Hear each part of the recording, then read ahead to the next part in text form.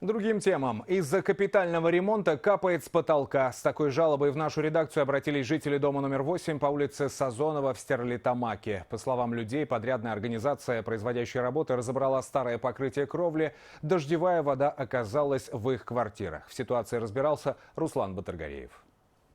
Последствия ремонта крыши. Капитальный ремонт.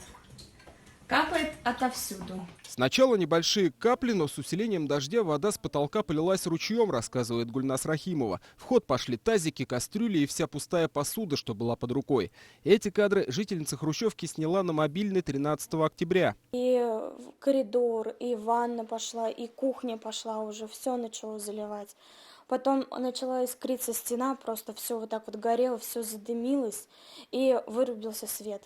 Электричества в квартире нет до сих пор. На стенах сырость, на потолках желтые разводы. А эту квартиру от потопа спас натяжной потолок. Теперь хозяева думают, как же сдуть этот водяной шар.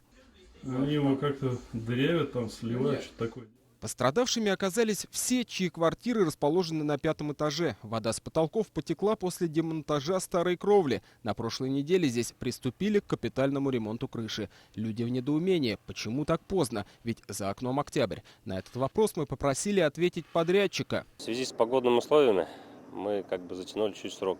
Мы должны были с 15 мая начать и по 15 октября закончить. Согласно справке, 54 дня вышли дожди. Это, считай, 2 месяца.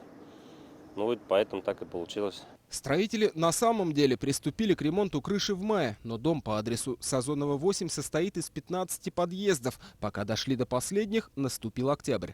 Однако жильцов сейчас интересуют не только сроки выполнения работ, но и материальная сторона. Кто возместит ущерб? В беседе с нами подрядчики обещали, что полностью возьмут расходы на себя. Кому-то поклеят обои, а с кем-то рассчитаются деньгами.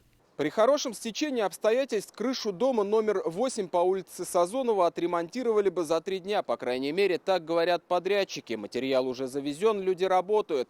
Но точных сроков никто не называет, учитывая, что по прогнозу в ближайшие дни дожди. Руслан Батыргареев, Станислав Птицы, Атхат Анваров. Новости, Стерлитамак.